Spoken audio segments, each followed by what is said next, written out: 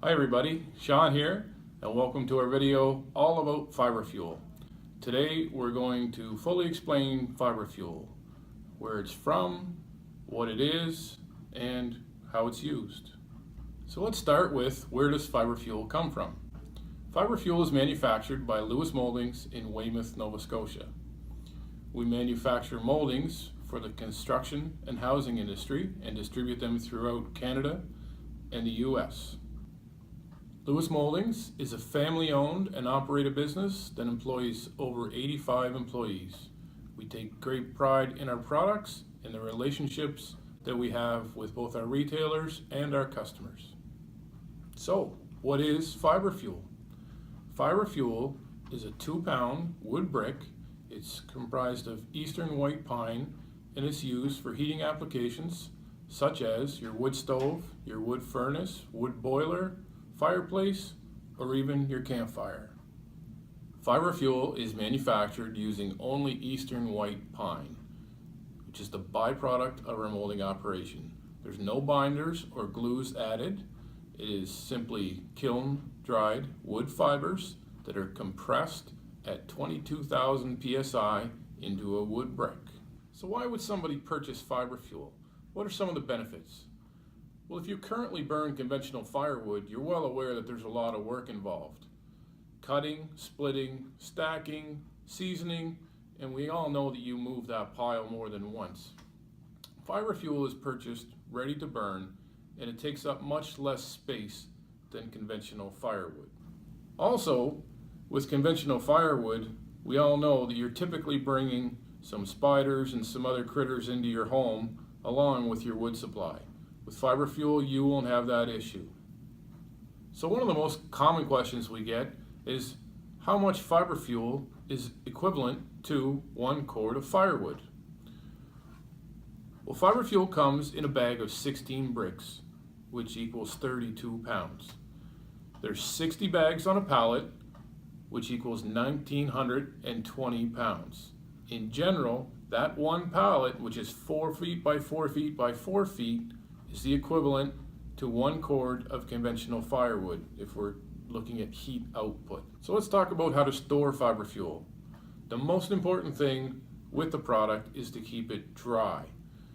It's not recommended to store it outside, and if you are storing it in an area that has a fair amount of moisture, it's best recommended to maybe put it on a pallet and just keep it up off the floor so there's a little room to breathe.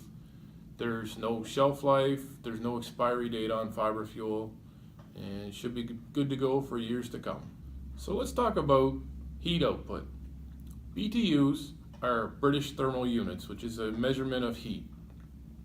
Fiber fuel has been tested by Dalhousie University to have a BTU output of 8,966 BTUs per pound, so double that per 2-pound brick. In general, your conventional hardwood is in the area of 6,500 BTUs per pound.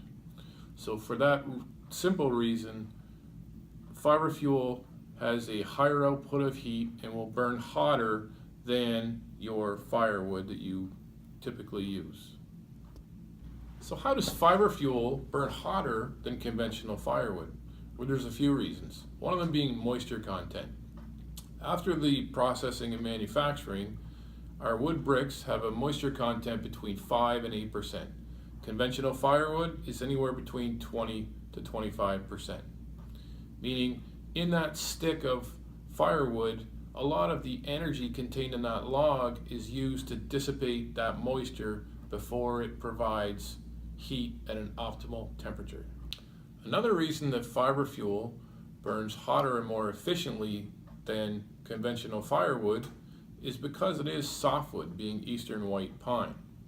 Now, that takes a bit of an explanation. If you burn conventional firewood, it's most likely hardwood, which we've all been raised to burn. The reason we typically don't burn softwood is because it's not as dense as hardwood. However, it always has provided a hotter burning temperature. It just doesn't have the staying power of hardwood. However, in brick form, the softwood has been processed. It's been dried and it's been compressed into a brick.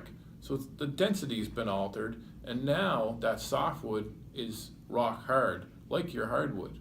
However, the natural resins still remain, which gives it the ability to provide the higher BTUs. So the end result is that a fiber fuel brick can provide those higher BTUs and last long because of the density of the brick. Creosote comes from burning bark and the impurities in it, and it also comes from wood that's not burning at an optimum temperature, typically because of a high moisture content or not enough airflow. Creosote buildup is almost like a tar inside of your chimney and flue. Over time, it can grow thicker and eventually it can catch fire. Because of the low moisture content in fiber fuel and the fact that it contains no bark, your risk of creosote buildup is minimalized. Also, as I mentioned before, it burns hotter than wood, so it's not simmering at those lower temperatures that sometimes your standard firewood does. We've actually had some customers that have told us that they've brought in a chimney sweep to clean out their chimney and been told that perhaps they didn't use their wood stove too much over the previous season. In actual fact, they've been using fiber fuel, and the creosote buildup was very, very minimal. Along those same lines, because fiber fuel burns so clean and so efficient, you'll notice a couple things. One is much less smoke from your fire. The other is ash. Fiber fuel burns to virtually nothing. Your cleanouts of your wood burning appliance will be reduced greatly. So how does one burn fiber fuel? Does it burn any differently than firewood? Well, the answer is yes and no. So how do you start a fire using fiber fuel? We suggest you place it in a pattern such as this. Take 2-3 bricks. You can take 2, put them in a teepee pattern, or maybe 3 in a pyramid such as this with a gap underneath. All you need to do, just like with your firewood, some paper, a little bit of kindling maybe underneath, and about half draft. Light that and get a decent fire going. You'll notice that fiber fuel provides efficient heat quite quickly.